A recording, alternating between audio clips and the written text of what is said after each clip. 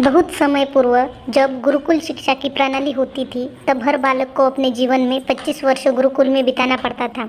उस समय एक प्रचंड पंडित राधेगुप्त हुआ करते थे जिनका गुरुकुल बहुत प्रसिद्ध था, जहाँ दूर दूर के राज्य के शिष्य शिक्षा प्राप्त करने वहाँ आया करते थे। बात उन दिनों की है जब राधागुप्त की उम्र ढलने लगी थी और उसकी पत्नी का देहांत हो चुका था। घर में विवाह योग्य एक कन्या थी। राधेगुप्त को हर समय उसकी चिंता सता रहती थी। वह उसका विवाह एक योग्य व्यक्ति से करना चाहते थे जिसके पास संपत्ति भले ही ना हो पर वो कर्मठ हो, किन्हीं भी परिस्थितियों में उसकी बेटी को वो खुश रखे और उचित समय पर उचित निर्णय ले सके। एक दिन उनके मस्तिष्क में एक ख्याल आया और उन्होंने इस परेशानी का हल सोचा कि क्यों न वे अपने शिष्यों में से ही एक योग्य वर्ग की तलाश करें। उनसे बेहतर उनकी बेटी के लिए और क्या ही हो सकता है। इसके कार्य के लिए उन्होंने बुद्धिमान की परीक्षा लेने का और सभी शिष्यों को एकत्रित किया।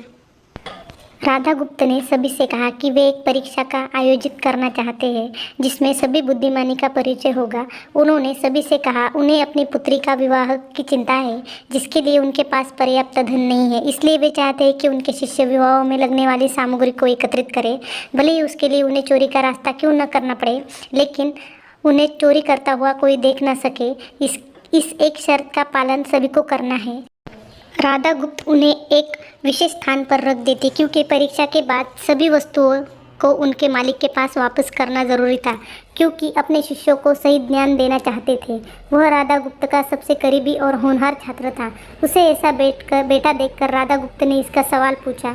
तब राधा स्वामी ने बताया कि आपने परीक्षा की शर्त के रूप में कहा था कि चोरी करते वक्त कोई देख ना सके। इस प्रकार अगर हम अकेले में भी चोरी करते हैं तब हमारी अंतरात्मा उसे देख रही है, हम खुद से उसे छुपा नहीं सकते। इसका अर्थ ये है कि चोरी करना व्यर्थ है।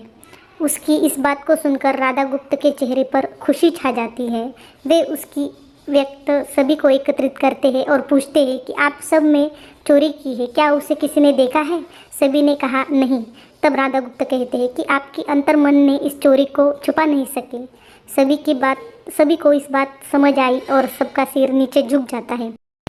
राधागुप्त रामास्वामी को बुद्धिमानी की परीक्षा में अव्वल पाते हैं और सभी के सामने कहते हैं कि यह परीक्षा मेरी पुत्री के लिए उचित वर तलाशने के लिए रखी गई थी।